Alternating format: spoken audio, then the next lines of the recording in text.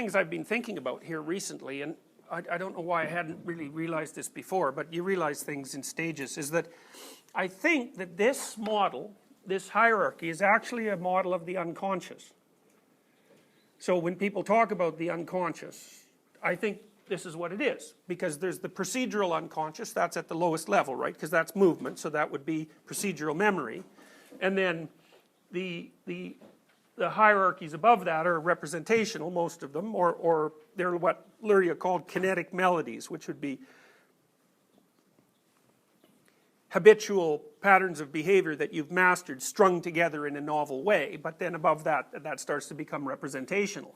And so I think, for example, when you're digging to the bottom of things, when you're having a conversation and the unconscious opens up in the conversation, which almost always happens if you're having a dispute with someone, right? You say, what do you really mean? And then they have to decompose what they're saying into its subsidiary elements, and sometimes that's a search, but sometimes it's actually a meditation. Where did that idea come from? What is the underlying structure? So, okay, so keep that in mind. And then we were talking about play last time, and we talked about the fact that even animals have rules for play, and that's evidence that there are modes of interaction between animals in a social environment that are acceptable to both animals, such that they will voluntarily continue, and such that they aren't. So, and you know, it's a Piagetian observation that constitutes one of the basis of moral behavior, and that seems to me to be a very, very powerful insight, because it takes the idea that there's something arbitrary about morality, it takes that out of the picture. It says, well, it's malleable, but it's not arbitrary. You know, it can't just be anything. So that still leaves you with the problem of how large the boundaries are, and that's a tough one, because obviously you all know that there are many ways to play that all function as acceptable play. Although one of the rules would be everybody who's playing the game actually has to agree to play it, you know, and that seems to me to be something like an absolute rule regarding social conventions. So again, it's a process rule rather than a content rule to some degree, but that's okay, that's still important. All right, so now I believe we talked a little bit about Frans de Waal's work with chimps, right? And I mentioned that what de Waal has found out is that it isn't just the caveman chimp with the biggest club who's the top chimp. The top chimp in a hierarchy that remains relatively stable and who doesn't get torn to shreds by his subordinates can't be an absolute tyrant. There are social conventions that he has to follow, and those seem to involve the ability to form coalitions with other males, so there's a cooperative element, and then also attention to the females and the infants that are in the chimp troop as well. And in some sense, what it seems to indicate is that the more sophisticated the top guy, because in chimps it's usually a guy, I think it's always a guy in chimps, the more sophisticated he is in his social maneuvering, the more stable the resultant hierarchy. And so what that implies, as we've discussed, is that there are differences that are qualitative between hierarchies. And that's, again, that's a moral hierarchy. Some function better than others. Some, you have to define better, but I think it's reasonable to define better, again, from a modified Kuhnian or Piagetian perspective. You say a better system is one that does all the functions of the previous system plus more, or that it's more stable, or something like that. You can define better. So, now, this particular pictorial representation, I'm trying to transmute this into another dimension of representation. So you've got your high dominant primate, and so he represents something. If he's dominant, what he represents is dominance, and we're associating dominance to some degree with competence, and the competence is social competence. And so you can think that there's a pattern that constitutes acceptable dominance. I think you could think about that as authority. You know, I mean, people, especially rather simple-minded social critics, like to think that dominance hierarchies are only based on power, right? But that's, except in the most brutal of societies, that's just not the case, because There's power, but there's also competence, and lots of hierarchies in a functional society are predicated on competence. And so what's at the top isn't dominance precisely, it's authority. And authority is a better way of thinking about it. So then the question might be, well, how is authority represented? And then also, what is it? And so imagine that for a chimp, or maybe for, no, we'll go with chimp, because we don't know how long ago it was in history when people started to abstract out these things.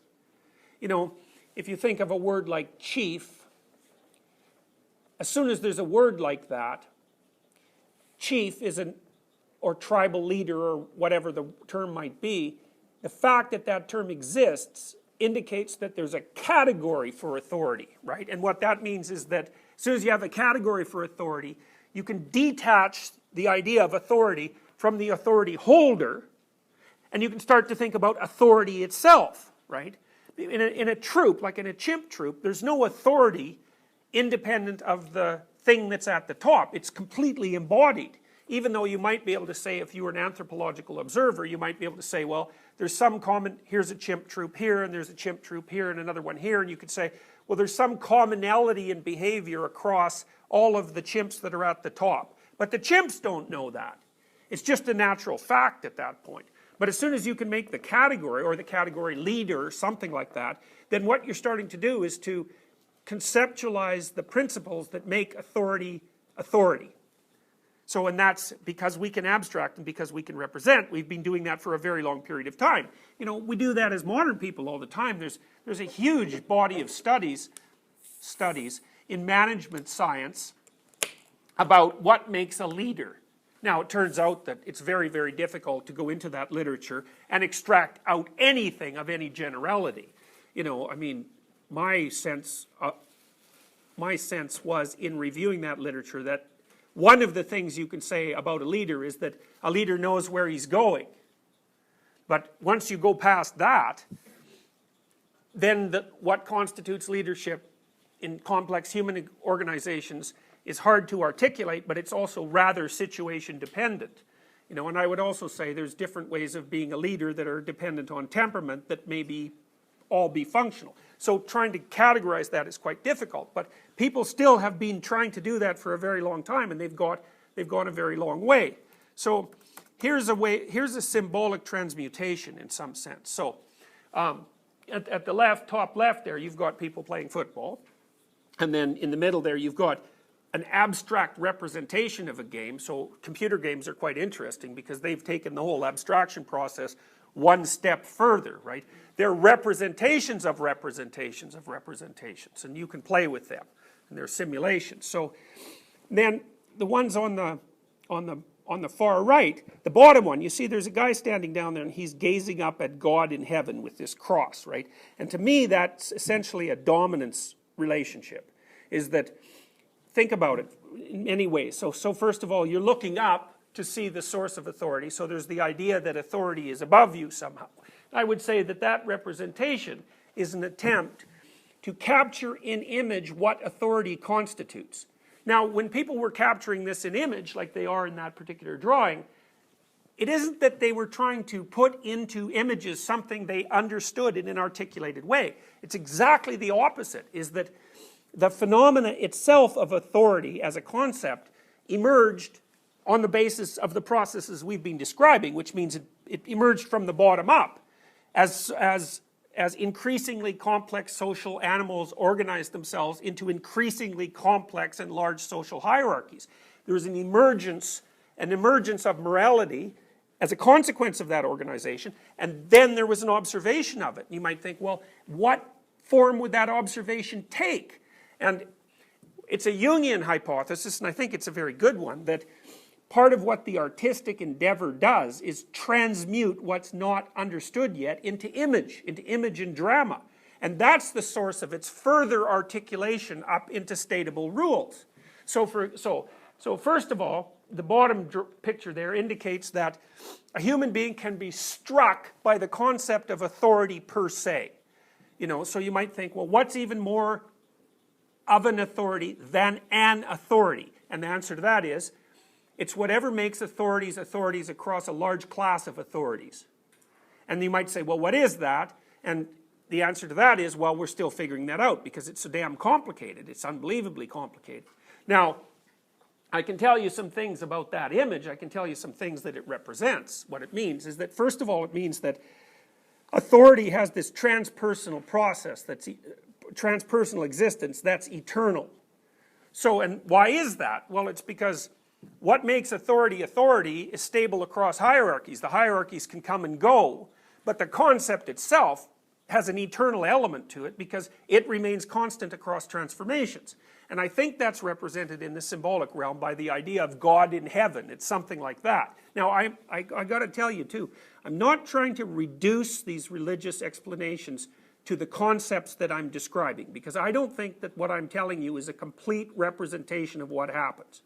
So there's a transcendent element to religious thinking that you can't explain away by reducing it to its constituent elements. But having said that, we're just going to put that aside. We're going to try to make it as concrete as possible. Now, in this representation, the idea basically is that authority has something to do with the Father, right? It has something to do with eternality and transcendence, and it also has something to do with the cross. It's a Christian representation. So that's fine. That's a hypothesis. That is what that is. Now, it's a weird hypothesis, right? If you look at that picture and you start thinking about it from an anthropological perspective instead of a personal perspective, you might think, well, what the hell are these creatures up to when they're making representation like that? It's what are they trying to express? You know, and the classical view would be, well, this is a belief, and the belief is being imposed on the viewers. It's like, well, let's not assume that. Let's try something different. Let's assume that it's an explanation that people have been trying to work out that nobody really understands. And I think that that's a much better way of looking at it, because otherwise you're stuck with some bloody conspiracy theory of history or something like that. You know, and I think one of the advantages we have in the 21st century is because our culture now is composed of such an intermingling of cultures, it enables people, let's say, for the sake of argument, in the dominant culture, to step outside of their own presuppositions and start to view themselves as anthropologists. Okay, so you think, well, what are people up to? Well, first of all, that figure, I'm sorry it's not bigger, but I'll show you a bigger one later, is being held up in heaven by angels. So it's like there's an idea that there's some divine entities out of which a top divine entity emerges. And that's a father figure in that representation. It's associated with light, and it has this cross. And the cross is a very, very old symbol. And so, and in Christianity, obviously, the cross isn't representative of the Father, it's representative of the Son. And so that's interesting, because what that means is this representation says that whatever authority is has something of the Father and something of the Son. And the reason I'm telling you that is because it's going to become very relevant when I tell you the Egyptian, one of the fundamental variants of the Central Egyptian religious story a little bit later in class. So it's not just the Father, there's something else. And one of the mysteries about Christianity, for example, and this is one of the things the rationalists always take Christianity to task for, is the idea that God is a three-part unity. It's a very bizarre idea, you know, and obviously it's not an empirical idea. It's like it's some bizarre fantasy. And I think that it's expressed quite well in that drawing, at least part of it, which is, well, yeah, it's a unity because there's something similar about the Father and the Son, and there's something that they both need from each other, and it's a dynamic interplay, but it also has to be something that's differentiated. There's utility in differentiating the concept. So, okay, so keep that in mind. Now, the top one there on the right, that's Moses. And I'll tell you the story of Exodus in detail later in the class, but one of the things I want to introduce you to is this possibility. So what happens in Exodus, basically, is it's a tyranny, descent into chaos, rise story, right? So it's like in some sense, the Exodus story is a microcosm of the entire Christian Bible. So that's kind of interesting. It's a story about transformation nested inside a broader story about transformation. The transformation is everyone's in a tyranny and they're being exploited and they need to escape. Okay, so you should be able to relate to that because everybody is in a tyranny and they're trying to escape. Now, the degree to which the tyranny is tyrannical varies a lot between societies. But the classic adolescent experience, and you see this in coming-of-age novels all the time, is the young person against the establishment, something like that, right? And that's, I would say, that's an existential condition. It's always the young person against the establishment. Now, the establishment is also helping the young person, so it's not the only story, but it's an archetypal component of the story. So you have to escape from the tyranny of the group. And what happens when you escape from that is you're cast into chaos, even if it's a tyrannical group, because even a tyrannical group provides you with a hierarchy and an identity. And maybe it's a pathological hierarchy and a pathological identity, but you could still make the case that it's better than no identity at all. And I think you play that situation by situation. I mean, remember what happens to the Israelites, right? They leave Egypt, they're all slaves there, and they end up in a desert, and they're wandering around in the desert for 40 years, and a lot of them are thinking, yeah, it's not so obvious that this chaotic existence out here in a desert is better than, you know, where I know my 3 meals a day are coming from.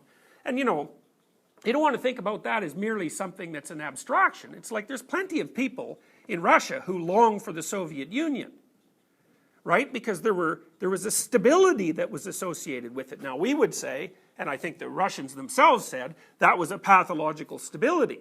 But whether it was worse than the consequent chaos is, well, it's to be seen. We don't know at the moment. For some societies, like Poland, it's like Poland seems to have pulled out of it quite nicely. But there are other countries that haven't. So the chaos, and I think this is also the conundrum. It's very much worth thinking about this, because you might think, what stops people from progressing in terms of the quality of their personality structure? And the answer to that is, well, every time you want to move forward, you have to let something go, and there's a disintegration associated with that. And so that's somewhat terrifying. It's like, maybe you find, well, the case of the abused spouse is a good one. Why go back to someone who abuses you? And people usually do. And well, and that's partly because, you know, couples abuse each other all the time. So it's a matter of degree. But, you know, if you go out on the spectrum to the point where it's pretty damn obvious that the abuse is criminal, let's say, because that's sort of the bordering line, people will still return. Well, why? It's a really hard question. Why? Sometimes it's because the abuser conspires to make sure that the abused person is in a position of such weakness that they actually can't leave. They have no money, they have no resources, and they're terrified. So, you know, that aside, well, what do you give up when you leave? Well, you give up everything.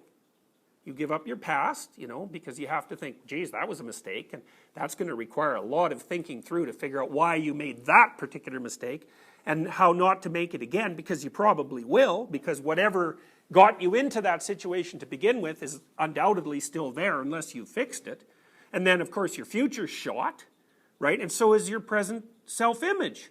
And that's a chaotic collapse, you know. It might mean that you have to move cities. God only knows. You have to change jobs. You have to change where you live. You have to change all your friends. It's like, is that better? Well, not obviously. And so people won't take the leap off the burning, you know, the burning grasslands on the cliff into the water below. And it's not surprising, because who knows how many sharks are down there. And that, it's really useful to understand it that way, I think, because it tells you why people won't transcend themselves constantly. It's like, well, you have to make a sacrifice. And, you know, it's not always obvious that the gain you will make from the sacrifice is worth the costs of the sacrifice, and that's even in extreme conditions. And that's partly why Exodus is such an archetypal story. It's like, it's not obvious at all to the Israelites when they're out in the desert, wandering about, half starving, that it's only faith that keeps them going, faith that there might be something better at the other end. It's like, well, so what happens is that they get pretty damn crabby at Moses for leading them out there, you know, and they start to worship all sorts of alternative gods, which is exactly what you do when you're in chaos, by the way. Because when you're in chaos, you're looking for new moral principles to orient yourself by, you know, and those are new hierarchies of value, and to think about those as alternative structures of, you know, dominant structures of value that could be represented by a given deity, that's a perfectly reasonable thing to do, especially in the absence of articulated knowledge of what a moral structure is. It's a perfectly reasonable way to represent it. So that happens. So the Israelites are trying to orient themselves on this trip. They don't know what the hell they're doing. And then another thing happens that's quite interesting is that, well, they're all squabbling among each other. Now, I want to tell you a story about that. So among the Bushmen, the Kalahari Bushmen, who, by the way, look to be the most genetically similar of all human beings to what our earliest relatives would have been who moved out of Africa. It's something like that, so that's kind of interesting. The Kalahari Bushmen are a very egalitarian society. And people like to think that egalitarian societies, because they're egalitarian, are peaceful, but that's not true at all. They're not peaceful at all, and neither is the Bushman Society. And the problem with the Bushman Society is that, let's say, I don't know, you steal my wife. Okay, well, there's no hierarchy, so what am I going to do about that? There's no authority to appeal to, so I'm stuck with it. So what am I going to do? Well, often I'm just going to wait around until I get my chance, and then I'm going to take out my little bow and arrow with my poison arrow, and I'm going to nail you with it. Because what else is there? There's no authority. Now, this is what the Bushmen do, very interesting, is that there's another tribe located near them, and I think it's the Bantu, but I'm not absolutely certain, but I think it's the Bantu, and they have a hierarchical structure. So there is an authority, and so now the Bushmen will go to the Bantu to have their disputes mediated so they don't just have to shoot each other when they have an argument. So it's quite interesting. It's worth thinking about, because in a flat egalitarian society, nobody has the final word. And when everyone's getting along, that's perfectly fine. But as soon as two people aren't getting along, it's like, who do we turn to mediate this? Okay, so the Israelites had that problem in the archetypal story. And so what happens in relationship to Moses is that every time two Israelites have some squawk about whose chicken is whose, they have to come to Moses and they pour out their tale of woe, and he has to sit there and listen to it. And then he has to decide who's right. Now, so he's serving as a judge. Now, you got to think, what are you doing when you're judging? Which is a word that's, people say, well, don't judge me. It's like, really? It's like, that's the same as not thinking. Judging is actually an extraordinarily useful ability, because it helps you separate out what isn't good for anything from what's valuable. It's like, it isn't absence of judgment you want, it's judicial judgment, right? Principled judgment. And then you might say, well, what is that? Well, that's a good question. You could say, well, it's all arbitrary anyways. Well, then you've just got chaos, so that's not much of a solution. Okay, so the Israelites are coming to Moses like non-stop, bitching about these little trivial things that are aggravating them to death. And he's sitting there like for years, literally for years, listening to them like 14 hours a day. And finally, he does this so long that I think it's his father-in-law who tells him he has to stop and distribute the responsibility, because he's just going to get exhausted. But you could imagine what happens to you if you sit there and judge and judge and judge and judge and judge and judge and judge, is that you're building up a very articulated and differentiated representation of the moral structure that actually constitutes your society. Because imagine if you're a good judge, here's what has to happen. You two are at each other's throats, like in a really homicidal way. So things have gone too far. And so then I have to listen to you both, and I have to decide what you're going to do. But I have to do something even more spectacular than that. I have to decide it in a way that you both feel is more acceptable than killing each other. And that means you have to feel that not only is it reasonable and just, it also has to absolve you of your responsibility to seek revenge. Because that's one of the functions of law that people never think about. It's like if someone, you may not remember this because you're all young, but when Michael Dukakis, I'm hoping, was running for president, somebody asked him what he would do. They were having it, Republicans, he was a Democrat. He had let some character out of jail, and he went and killed someone. And so the Republicans made a big deal out of that during the presidential convention. And maybe there was a rape involved, it's possible. He was asked on TV what he would do if his own wife was raped, which is a pretty good question. And Dukakis blew the answer because he kind of wishy-washied it away, you know. So the right answer is, with every fiber of my being, I'd like to chop him into bits. But as a civilized person, I'm willing to defer that to the judicial system because they'll take appropriate and measured steps, and then my proclivity won't generate itself through the community. Because the danger is, if I take vicious revenge, that'll start a cycle of revenge, and then the whole thing falls apart. And so it's the judicial system's responsibility to take that moral burden off my shoulders, because, you know, what's the right response when someone you love is terribly hurt? Well, it's not, well, I'll just forget about that and go home. It's like, that's what you do if you're contemptibly weak, fundamentally. So the judicial system has to stand in for you. So anyways, the point is, if you make a judgment, the judgment won't hold unless it suits the people who are being judged, and it's not going to suit them unless it matches the implicit moral presuppositions that they're already bringing to the dispute. Now, you see this in kids. You know, the kids will be arguing over a toy, and then they'll come to the mother or the father and they'll say, "Rap, rap, rap, rap."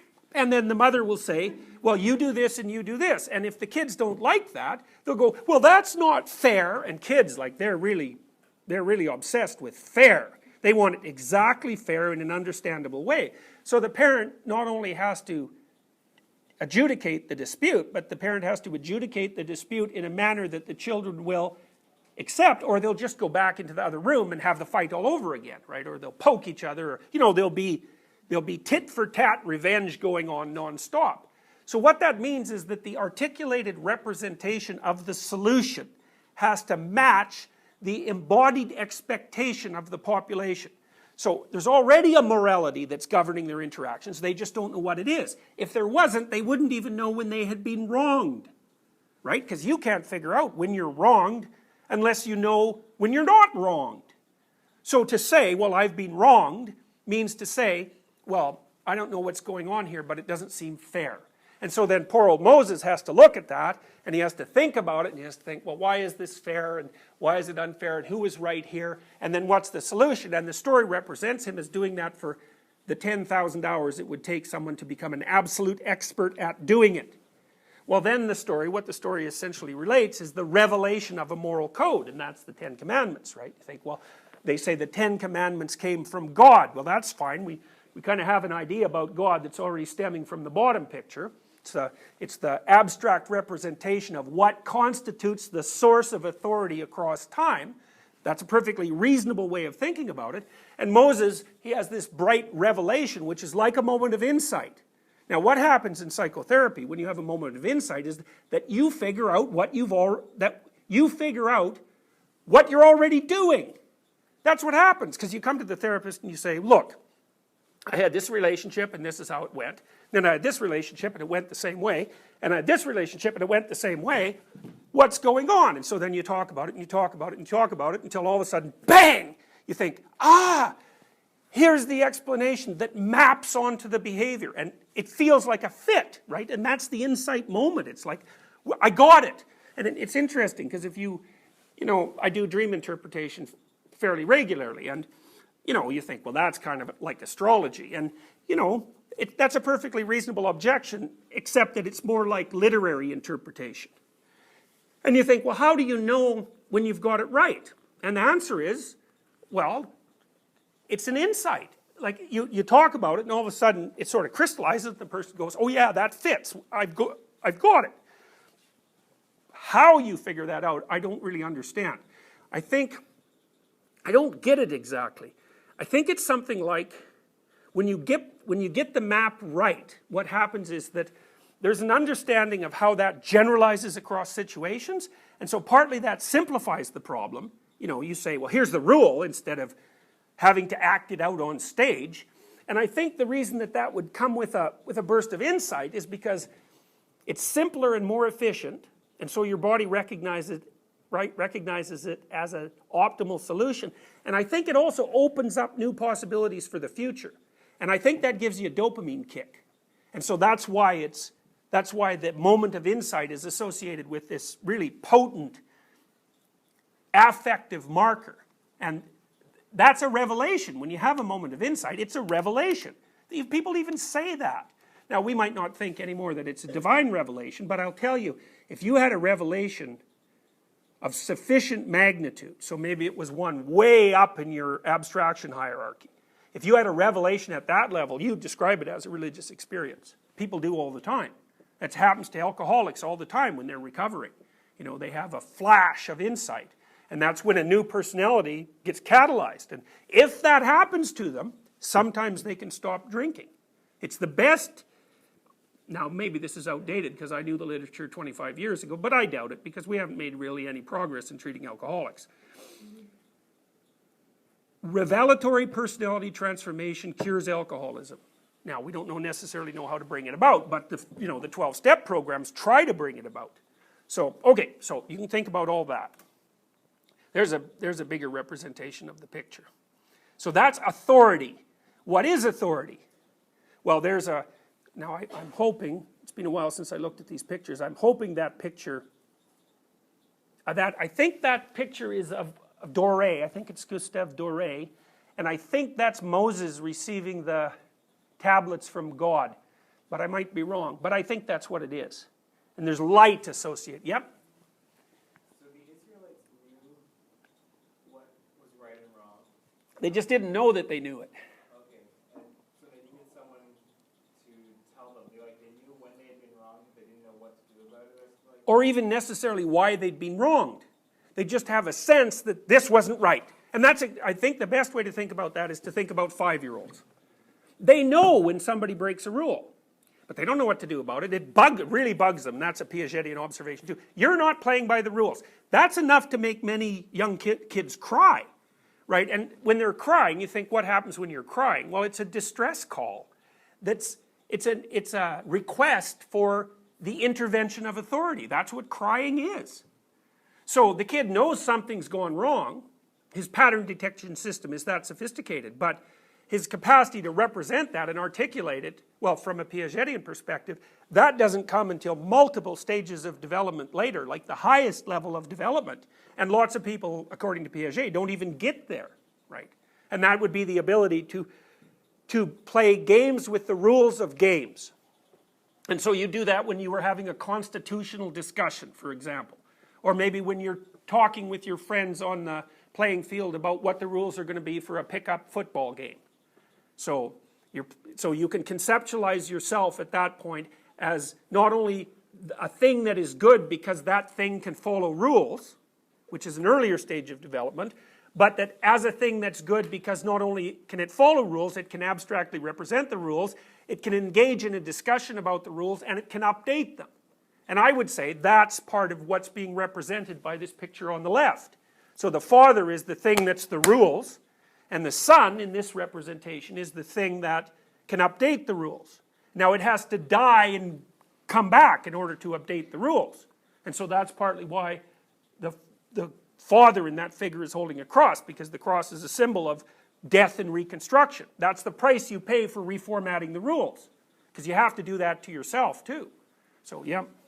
So then the value in the abstraction is not the ability to follow the rules or to play the game, but to actually be able to pay attention to how you're playing the game. Well, it's exactly the advantage of abstract representation. You can start to manipulate the representations before you manipulate the thing. So that means you can start to think about morality. Now, is that a good thing? Well, I think it was Alfred North Whitehead. I hate taping these because all these errors that I'm making in my memory are going to be preserved. But anyways, I think it was Alfred North Whitehead who said something like, the reason to think, the reason that thought is valuable is because we can let our thoughts die instead of ourselves.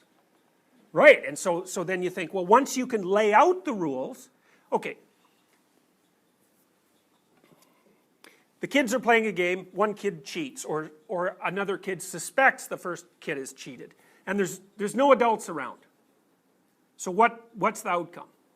Well, one outcome is the game stops. That's a high probability outcome.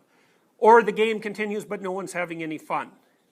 Or one kid gets resentful and sullen, and the other kid just imposes his will. or they fight. That's it. Those are the options. Now, when they can abstractly represent the rules, first of all, they can agree on them before they play the game, and kids do that automatically. So if, for example, if you watch kids play pretend games, what they do first, you can probably all remember this from when you were little kids. If you're playing some pretend game in a blanket fort or something maybe, you get together with all the other kids and you think, okay, well, this is your role and this is your role and that's your role, and you know, and here's what we're going to do. Here's going to be the little drama we'll lay out. So kids are very good at that. Once you can get the rules abstracted, you can talk about the damn things instead of having to kill each other. And you can also update them in principle. Run simulations of what would happen with the update, which is basically what an argument is, or a debate, and then you can implement them. And so hopefully you can get rid of the stupid updates before you actually implement them and die because you implemented them. And so the other advantage to abstraction, either in drama or in articulation, is that you can transfer the rules more efficiently. So you can get the kid to act out the rule, but you can also say, here's the rule, and you should follow it in multiple situations. And then they don't have to learn purely through imitation to embody that rule across all possible situations. So whatever advantages abstraction has, the pulling out of the moral rule system from the underlying behavior has those advantages and disadvantages. The disadvantage is, well, you can come up with a perfectly good reason why you shouldn't keep doing what your forefathers have done for 20 centuries, you know, because it doesn't make any sense. Well, it does, you just don't know why, and you know, you can easily, it's like the Mesopotamians last week we were talking about, remember? The noisy gods killed Apsu. They didn't know what the hell he was good for. It's like, you know, he's their shield against chaos, he's their tradition. It's like, well, we'll just kill him and see what happens. It's like, you better be careful, because lurking behind your tradition is chaos. And you know, you might be the master of chaos, but you're probably not. So look out.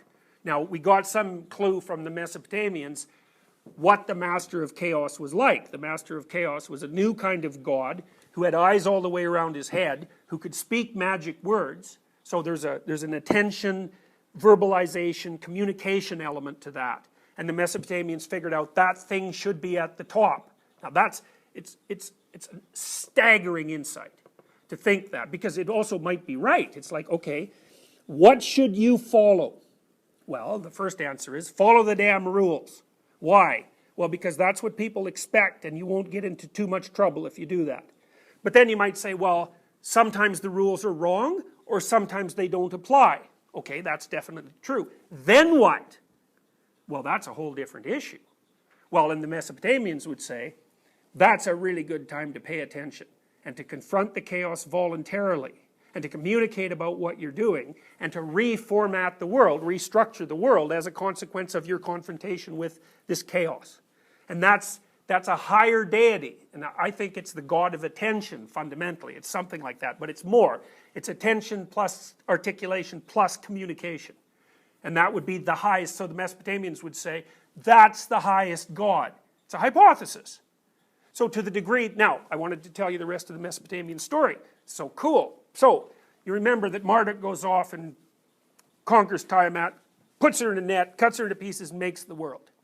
Okay, and then out of, Tiamat has organized this army to go against Marduk and his army. And what Tiamat does when she goes out to have a war is she's at the forefront. No, she's sort of behind the scenes maneuvering and manipulating everything, and she creates this, like, all sorts of monsters, the worst monsters she can think of, and then of all those monsters she picks the worst possible monster, and she puts him at the head of the phalanx that goes into battle, and his name is Kingu. And so Marduk defeats him too. So he's a bit of a precursor of Satan. He's the agent of chaos, but he's more embodied, you know. Anyways, Marduk makes human beings out of the blood of Kingu, which is also an extraordinarily interesting idea. It's very much like the idea in Genesis that was picked up particularly by the Catholics, that human beings are characterized by original sin, right? We're made out of the blood of the worst monster. And it took me a long time to think that through. I thought, what the hell? Why would they think that? And I think the reason is that because Human beings are the only things on the planet that can deceive you. Right? Like everything else is either the way it is, or you just don't understand it. It's not like the garbage can isn't trying to deceive you. There's things about it you don't understand, like its subatomic structure, but it's not actively fighting against your comprehension. Whereas human beings, they're completely different creatures. And it's definitely the case that along with our capacity for abstraction and self-consciousness, we immediately evolved the ability for high-level intrigue and deception. And you even see that in kids. The smarter the kid, the earlier they learn to lie. And you can see you can't separate that from the capacity to spin off alternative simulated worlds, because that's what a lie is. Except if you're doing it in a non-lying manner, you're trying to spin off a world that actually represents the real world better, instead of trying to spin off a simulation that allows you to avoid responsibility for something. So I think it's interesting that, the Mesopotamians also were very cognizant of the fact that there was something in human beings, which was fundamentally the capacity for deceitful and evil action, that was also something that really had to be contended with. But they also assumed that Marduk was the master of that. So that's pretty cool. It's very implicit in the story. So what happens?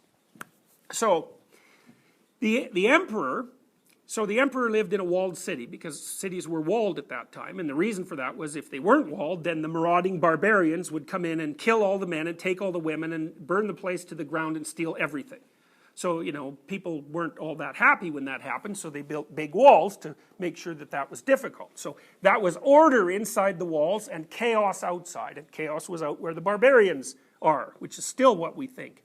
But what would happen to the emperor at the New Year's ceremony was that they would take him outside the city walls. So they'd take the emperor, who's like king of order, they'd take him outside into chaos to remind him that even the emperor is surrounded by chaos.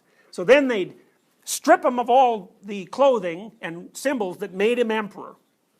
And they'd make him kneel, and then the priest would make him recount for the last year all the things he did that made him not a good Marduk. So he was supposed to embody Marduk. That was what made him the emperor. To the degree that he could embody the attentive and communicative force that could keep chaos at bay, he deserved to be emperor. So that's the idea of sovereignty, right? Of lawful sovereignty. It's brilliant. They take him. Now the problem is the emperor might forget that he's supposed to be Marduk, and he might just be, guy with the biggest harem who's stealing everything he possibly can, which is really not what he's supposed to be doing. So they take him outside at the New Year's festival when the world was going to be renewed, which we still do, right? Because it's out with the old year, in with the new. That's when you make your resolutions to be a better person, right? So this is an ancient ceremony. Okay, out you take the emperor, strip him of his emperor clothes, so now he's just, some dude. You have him kneeling there, and then you whack him with a glove to just remind him that he's not boss of everything, and then you get him to recount all his sins, basically. But the sins were, okay, in the last year, how did you fail in your task as a representative of Marduk on earth? And so then the emperor hypothetically would tell everybody why he was a lout and useless in 6 different ways and promised to be better. And then the Mesopotamians would take statues out of the city that represented the gods that we've talked about, and they would reenact the battle of Marduk against chaos. So they'd act that out. And then at the end, the emperor would sleep with a ritual prostitute. So she'd be like a temple virgin, representing the benevolent element of femininity.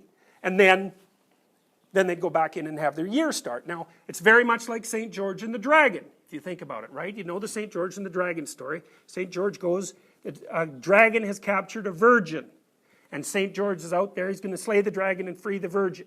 And that works at multiple levels of analysis simultaneously. One level is, the guy who's best at keeping chaos at bay is going to be the guy who's most attractive to women, because women are smart. So that's first, that's like the archetypal level. That's the biological level. The archetypal level is even more abstract. It's that the dragon, Tiamat, is a representation of chaos itself. And chaos is something that's deeply informative. So the dragon has gold, or it has a virgin. Depends on how the story works out. when you encounter that, you free something of value. And that's something that you can incorporate, you can have. That's more like the treasure variant of the story. It's also good if you kind of spread it around a little bit. So, because otherwise it's an incomplete story. Okay, so what's happening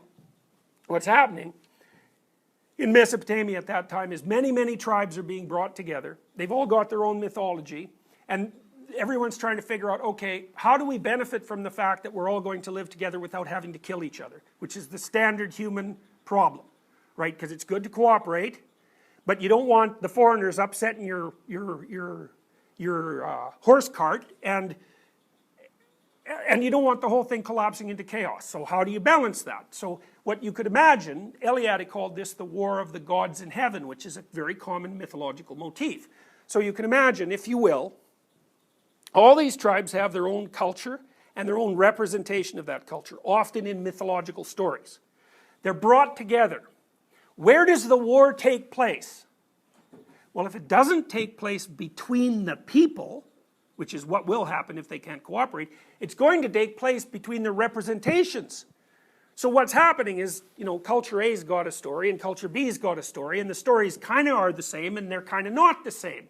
And so you think, well, then everybody thinks, well, you've got your God and I've got mine. It's like, who are we going to pay any attention to here? And one answer is, well, I'll just kill you and that'll be the end of the problem. My God wins.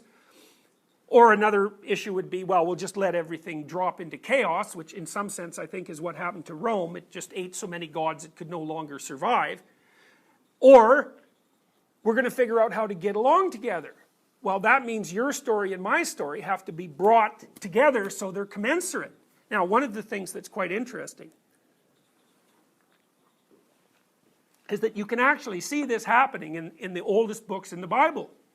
So the Bible is a collection of books, right? And there's a lot of books that were sort of Bible-like that didn't get into the final version. But people were arguing about which should be in and in what order. So the books were written, and there's huge arguments about what should be included and what shouldn't, and what sequence they should be included in. And these arguments went over thousands of years. It's the major league arguments. But if you go into Genesis, for example, and you look at the story of Adam and Eve, what you find is it's not one story. It's at least two, and maybe three. And that's been identified through psycholinguistic analysis and also through anthropological investigation. And so there's version 1 and there's version 2, and then the guy they call the redactor, who was a hypothetical character, organized these stories, cut them apart and sequenced them, tried to keep both in some order that made sense. And so what he was basically doing was taking two traditions whose stories had some archetypal similarity but whose details differed, and he's trying to make them logically coherent so they can fit together. And you think, well, why is he doing that? Well, and the answer is, we either get our stories together, or you're a slave and I'm a tyrant, or the reverse, or we kill each other. Those are the options. Well, apart from pure descent into chaos, which is, you know, not going to do either of us any good either. That's kind of a nihilism, and it's a real threat to human societies. So that's pretty cool. So the war between the gods in the heavens is something like this. It's like the top left-hand representation is too simple. We know that because when you're doing something, it isn't that you're going from point A to point B and you act that out. Because sometimes you're working at a much more abstract level. You might say, well, I'm trying to do well at university. Well, how do you move your body to accomplish that? Well, the answer is, that's the wrong level of resolution to answer that question. You'd go, trying to do well in university. Okay, how do you subdivide that? I take 5 classes. Okay, fine, now you got it subdivided down to 5 classes. I do the readings in each class, so that's getting closer to behavior, right? How do you do the readings? Well, I open the book and I move my eyes, right? So then you're down to a high resolution level of representation. But, so, when you look at the thing on the top left, it's really more like the thing in the middle.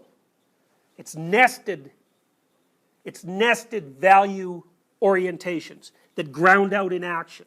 And how those are going to be nested exactly, that's either war or discussion that determines that. War, thought, or discussion. That's it. That's what you've got. And if you can't do it with the first two, thought and discussion, the only recourse you have is war, or the degeneration into chaos, which will produce war anyways.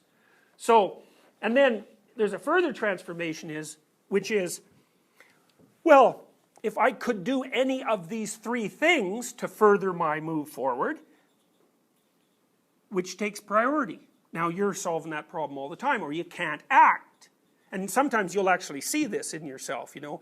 Sometimes if you're driving somewhere, you're not sure whether you're going to go straight or go left. You kind of go, you flip between them, you know, in confusion. Well, you're not going to go anywhere if you're doing that. You have to make one more important than the other before you can act. And so whenever you're undertaking any action, what you've done is organize the whole hierarchy of values so that there's no contradictions at the level you're operating, or you're frozen.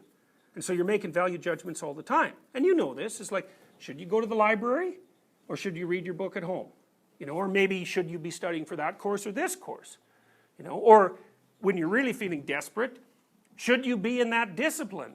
Or should you be in university? Or should you be alive, right? That's one you should visit very seldomly. You know, you want the local problem to dominate. That's, well, if things have got very disorganized, you're going to go all the way to the top. You know, it's very, very hard on people to do that. So societies have to get their priorities straight, which is their value hierarchies, and individuals do too. And then if you're looking at how that happens over the historical time span, you're going to think, it's the battle of the gods in heaven. That's the higher, and that is what happens. It's the right way of thinking about it. If there's a transpersonal space, that's the imagination, in which these long-term discussions and battles take place, you have to represent that somehow. So Jung would think about that, at least in part, as the collective unconscious. And the collective unconscious is, here's one way of thinking about it. The collective unconscious is all those behavioral patterns and presuppositions that we share. What are those? Well, we don't know. Right? We don't have a full account of that. We're trying to figure it out. So, okay, so these are different representations of this. So, the one on the left, at the top, there's another representation of what constitutes authority. There's God the Father. You see he's kind of got a little pyramid hat on, which I think is quite cool. And it also, I think, helps explain why the damn Egyptians were so obsessed with pyramids. You know, it's a hierarchical structure, a pyramid. And they thought about that as something sacred. And there is something sacred about a hierarchical structure. The question is, what's the structure and how should it be structured? So there's God with his little pyramid hat. And then in front of him, he's got a cross. And I think that's in an orb that represents the world. And then in front of that, there's a dove. And the dove is the third part of the Christian Trinity. And the dove represents the Holy Spirit. And the Holy Spirit, hypothetically, is, you might think about it as the action of conscience. It's something like that. It's the manifestation of tradition and the capacity to update tradition in you. So there's a personal element to it.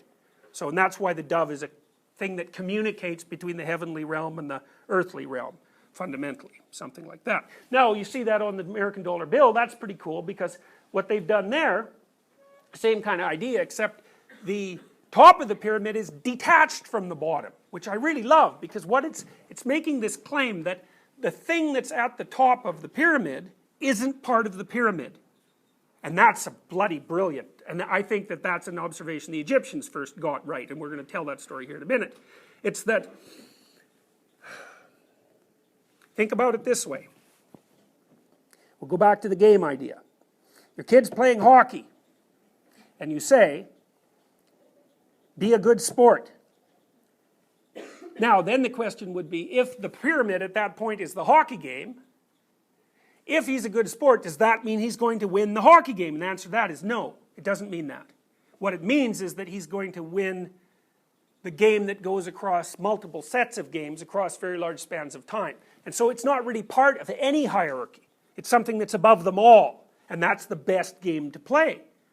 So, at least that's a theory. And, you know, even in that representation, there's an eye. It's like, pay attention, pay attention. You know, the Washington Monument at the top of it has a pyramid, you know. And there's a cap on that pyramid, and the cap is made out of aluminum.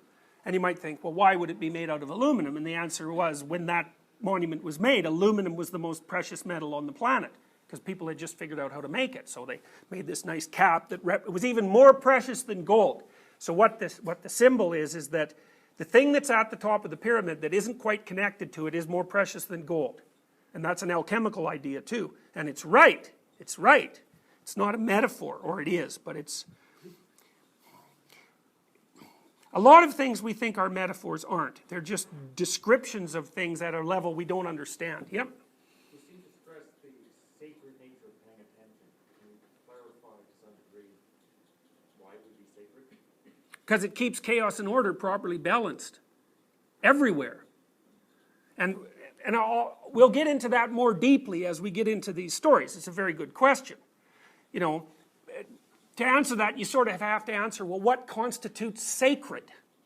And what I would say is, the more unshakable a truth, the more sacred it is. Now, you might say, well, how do you know if one truth is more unshakable than another? And the answer is, well, you got to figure that out. And so what I'm presenting, as far as I can tell, is how people have figured that out over God only knows what span of time. Like, it's 150,000 years for sure of actually trying to figure it out. And then the dominance hierarchies themselves, man, those things are, we know they're 400 million years old. So we've been working at this for a very long period of time. So, and I would say, well, one of the things that's sacred, roughly speaking, is how you keep that thing intact and transforming. Because if it's intact and static, it just falls apart, because the environment around it changes, right? So what the hell good is that? You can't play the same game forever, but you have to play a game. So how do you do that? Well, that's the question. And that's why I'm going to tell you the Egyptian story. So what time is it? This is a good time for a break, and then you come back and I'll tell you this Egyptian story, and it's a great story.